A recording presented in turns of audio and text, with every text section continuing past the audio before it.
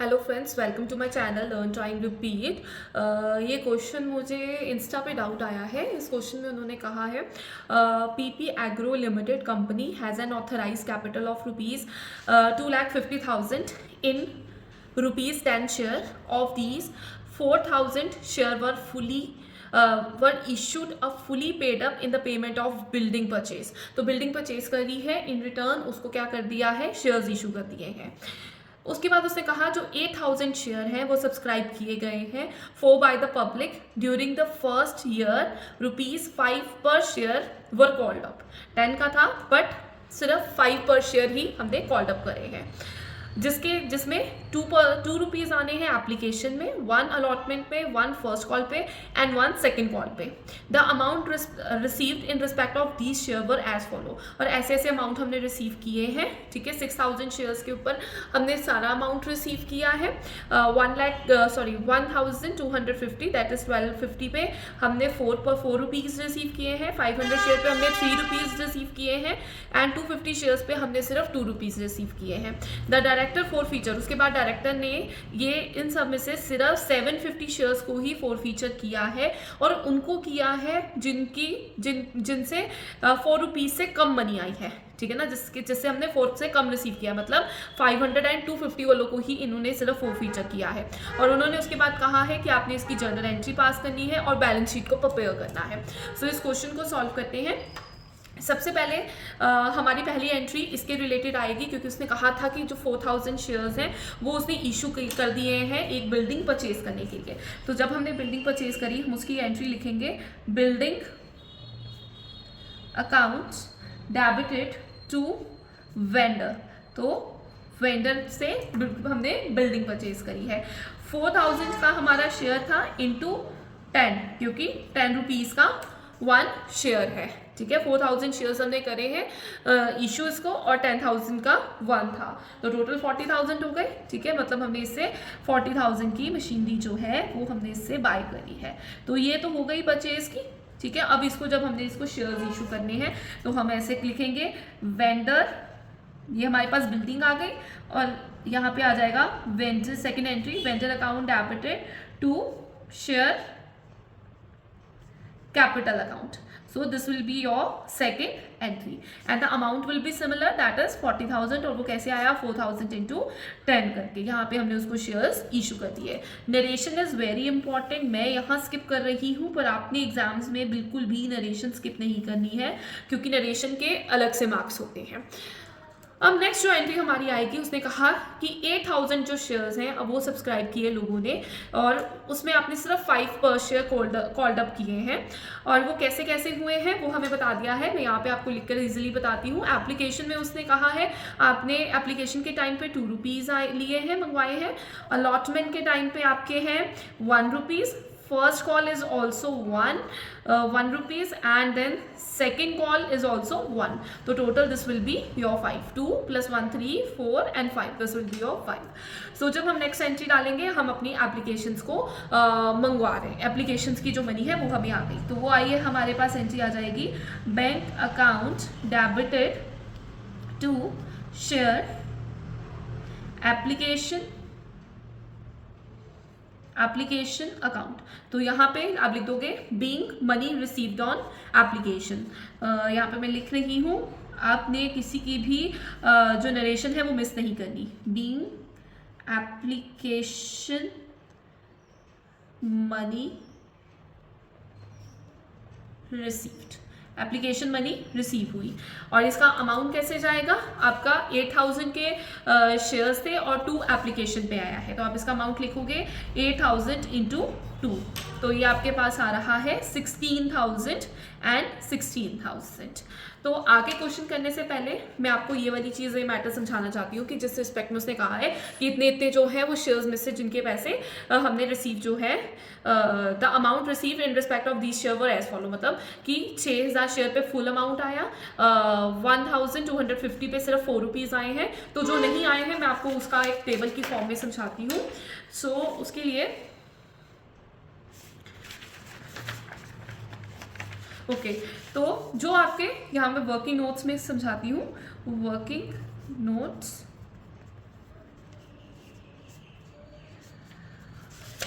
6000 shares हैं उसमें उसने कहा फुल अमाउंट पे किया है। तो जो 6000 है तो यहाँ पे हमारे पास पहले कैटेगरी क्या है आपको ये समझना ज़रूरी है। एप्लीकेशन पे हमारे 2 रुपीज़ हैं, अलॉटमेंट पे हमारा 1 रुपी है, फर्स्ट कॉल पे भी हमारा 1 है और जो सेकंड कॉल है उस पर भी हमारा 1 रुपी है। और उसने कहा इसने सारा अमाउंट रिसीव किया, मतलब इसने सारे कॉल्स में पैसे रिसीव किए। फिर उसके बाद सेकंड कैटेगरी आती है दैट इज 1250 शेयर्स की, और उसमें आपने 4 पर शेयर जो है वो आपने रिसीव किए हैं, मतलब आपने 5 में से उसमें 4 रुपीज़ करे हैं रिसीव। तो मतलब आपने ये 2 प्लस 1 3 प्लस 1 4, मतलब ये आपने रिसीव किए हैं, आपने सेकंड कॉल जो है उसके पैसे आपको नहीं आए। Third category is 500 and next is 250। 500 and 250। जो 500 वाली कैटेगरी है जो 500 वाली कैटेगरी है उसमें आपने 3 पर शेयर रिसीव किए हैं, 3 पर शेयर जो है आपको आए हैं, मतलब आपको एप्लीकेशन भी आई है, आपको अलॉटमेंट भी, 2 + 1 3 हो गए और बाकी आपको कुछ नहीं आया। और जो 250 शेयर्स हैं उस पर सिर्फ और सिर्फ आपको 2 रुपीज़ आए हैं, मतलब आपने सिर्फ एप्लीकेशन रिसीव करी है और कुछ भी रिसीव नहीं करा। तो अगर आप ऐसे फॉर्मेट बना लोगे तो आपके लिए करना ईजी हो जाएगा।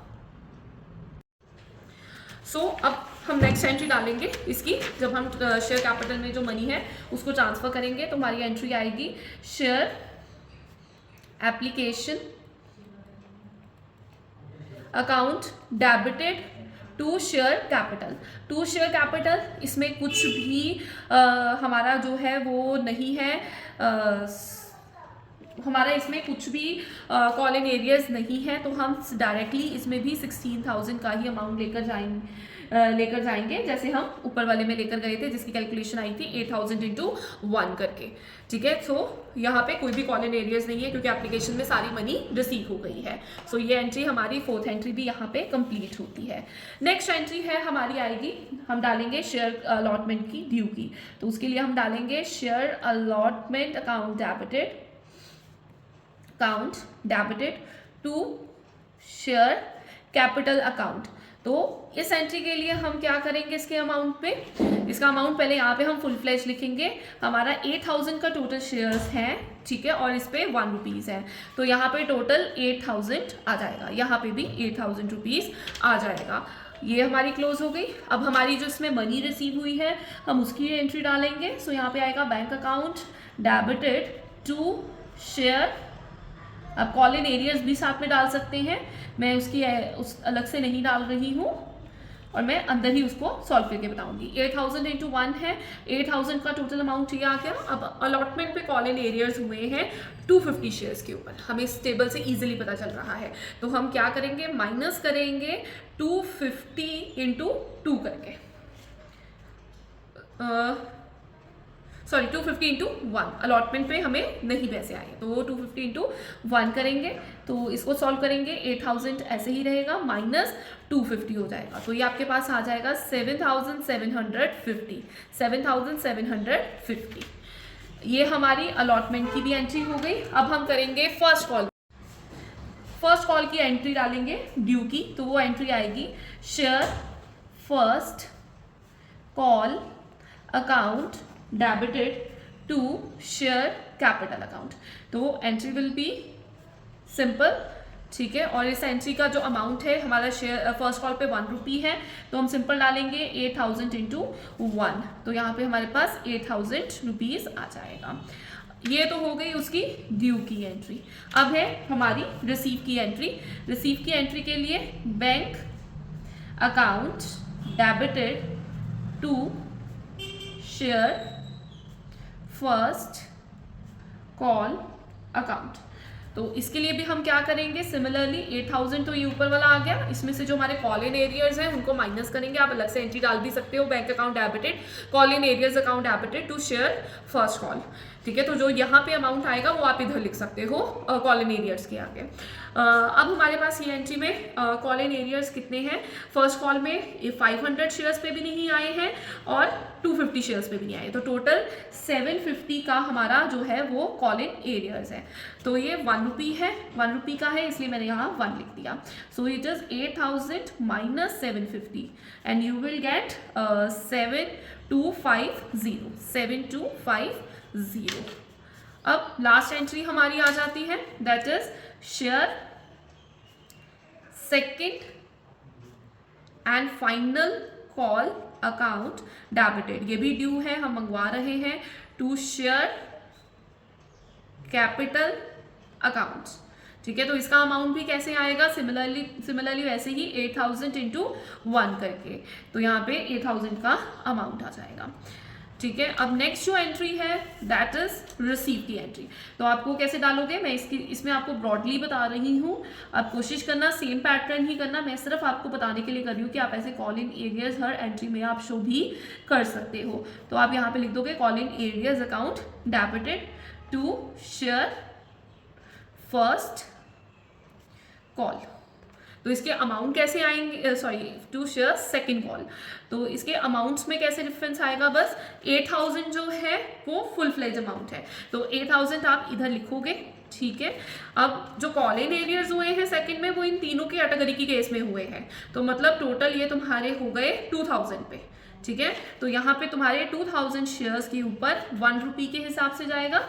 ठीक है, तो और यहाँ पे 6000 जो रिमेनिंग शेयर्स हैं इंटू 1 हो जाएगा, तो यहाँ पे आपका 6000 आ जाएगा इसके आगे, और यहाँ पे 2000।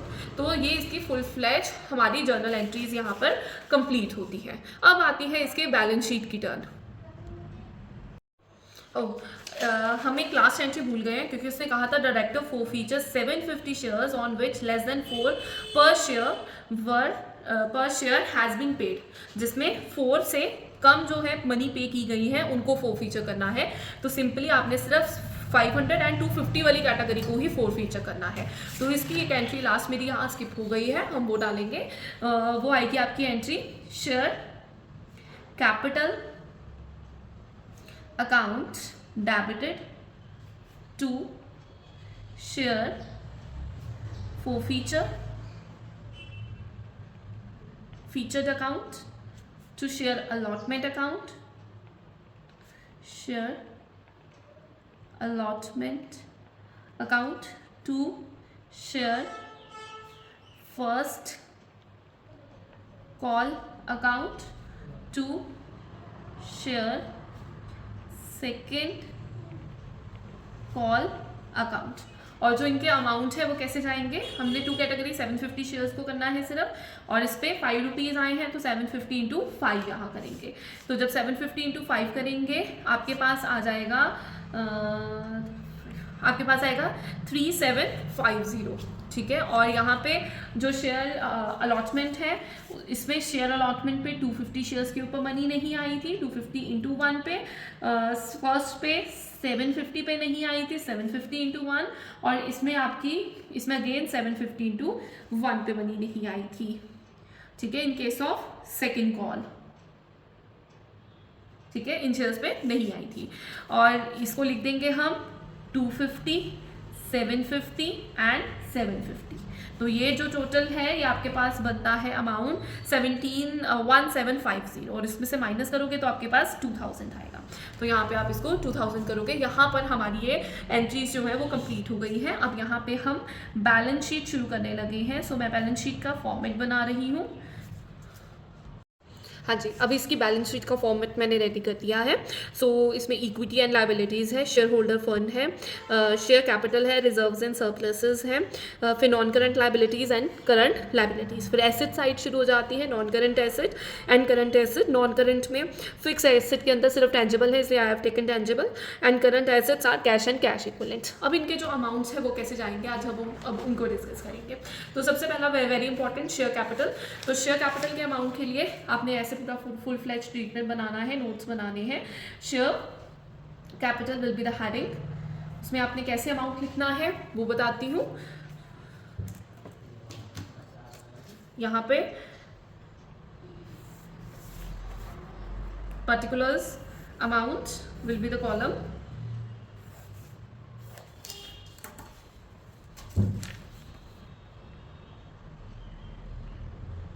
Particulars amount. ठीक है, तो ये नोट 1 हो जाएगा आपका। सबसे पहले आप अपनी ऑथराइज्ड कैपिटल लिखोगे, क्योंकि इस क्वेश्चन में गिवन है। तो वैसे भी लिखोगे, अगर नहीं गिवन है तो आप उसको नील छोड़ सकते हो। ऑथराइज शेयर कैपिटल कैसे है, 25,000 के शेयर्स थे ऑफ ₹10 ईच, तो ये बन गए 25,000 एंड साथ में तो मतलब 2,50,000 के। तो यहाँ पे डबल लाइन आ जाएगी।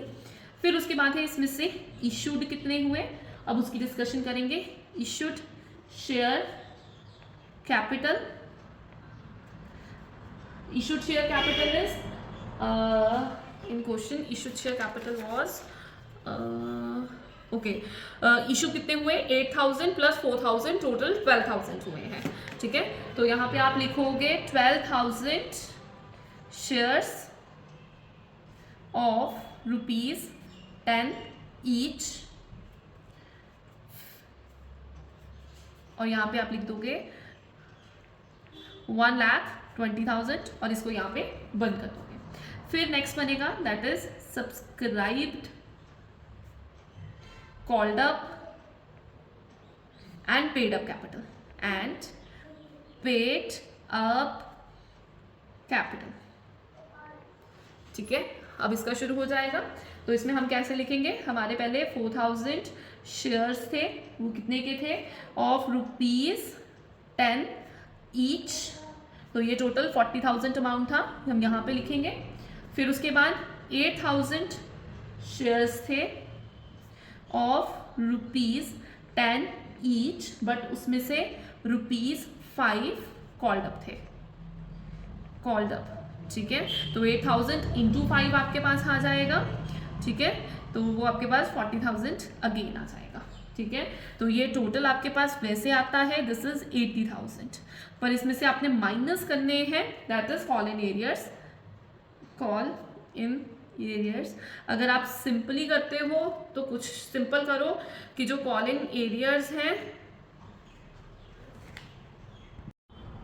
अब इसमें फिर से हम क्या करेंगे, अब इसमें हम कॉल इन एरियर्स का अमाउंट माइनस करेंगे। अगर हम कॉल इन एरियर्स का टोटल करते हैं तो हमारे कॉल इन एरियर्स हुए थे यहाँ पे 250, 750 और यहाँ पर 750 हुए, और यहाँ पे ये 2000, टोटल करके हमारा जो कॉल इन एरियर्स है वैसे वो 3000 बनता है, ठीक है ना।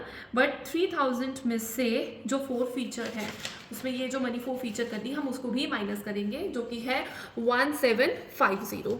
तो 1750 को भी हम यहाँ पर माइनस करेंगे, ठीक है। तो यहाँ पे मैं माइनस कर रही हूँ 1750। तो जब इन 1750 को हम माइनस करेंगे तो हमारे पास आता है 1250। तो इस 1250 को हम इसमें से माइनस करेंगे, तो इससे हमारे पास आंसर आएगा 05787। तो this will be your answer, ठीक है। ये आपका शेयर कैपिटल के सामने लिखने के लिए आंसर आ गया 78750, ठीक है। और जो आपने रिजर्व्स एंड सरप्लसेस में अमाउंट लिखना है वो आपने कैसे लिखना है, रिजर्व्स एंड सरप्लसेस का अमाउंट, इसमें रिजर्व्स एंड सरप्लसेस का कोई अमाउंट नहीं जाएगा, क्योंकि जो लास्ट में है आपके री इशू की कोई भी एंट्री उसने नहीं दी है, री इशू के रिलेटेड कोई भी मटेरियल नहीं दिया है, और करंट लाइबिलिटीज भी कुछ नहीं है। हाँ, नॉन करंट एसेट में, फिक्स एसेट में टेंजिबल एसेट है, जो कि आपने 40,000 का परचेज किया है, उसको 4,000 के वो शेयर्स इशू करके 10 रुपीज़ ईच का, तो ये 40,000 उसके लिए आ जाएगा। और जो कैश एंड कैश इक्विवेलेंट्स का अमाउंट है वो सारे आप बैंक वाले अमाउंट लेते हो, तो वो बैंक वाले अमाउंट कैसे हैं आपके, जैसे ये 16,000 है, 16,000 प्लस 7,750 प्लस 7,250 प्लस 6,000, ठीक है। ये सारी आइटम्स प्लस होगी और एक चीज़ माइनस ये प्लस होंगी, और साथ में ये वाले अमाउंट्स भी प्लस होंगे, जो कि 4 फीचर के टाइम पे तुमने 4 फीचर किया और ये मनी आई, तो इन सब चीज़ों को भी प्लस करोगे। सो मैंने ये सारे अमाउंट्स आपके लिए लिख दिए हैं जो कि बैंक के सामने था, और ये लास्ट 4 फीचर की एंट्री में था। इन सब अमाउंट्स को प्लस करके ये वाला अमाउंट बना है। तो इसका टोटल आता है 38,750। तो ये जो है ये भी आप यहाँ पे लिखेंगे कैश एंड कैश इक्विवेलेंट 38,750, और लास्ट में आप इन दोनों का टोटल करें। मैंने सॉरी मेरी स्पेस के कारण मैं यहाँ लिख रही हूँ, आप थोड़ा सा यहाँ स्पेस रखें और फिर एसेट्स लिखें ताकि टोटलिंग बैलेंसिंग आप उधर शो कर सकें। तो इसका टोटल आपका सेम आ रहा है, means your answer is correct. I hope आपको ये क्लियर है, और अगर आपको इसके रिलेटेड कोई भी डाउट है आप कमेंट सेक्शन में पोस्ट कर सकते हैं, और मेरे चैनल को सब्सक्राइब करना मत भूलें। Thank you.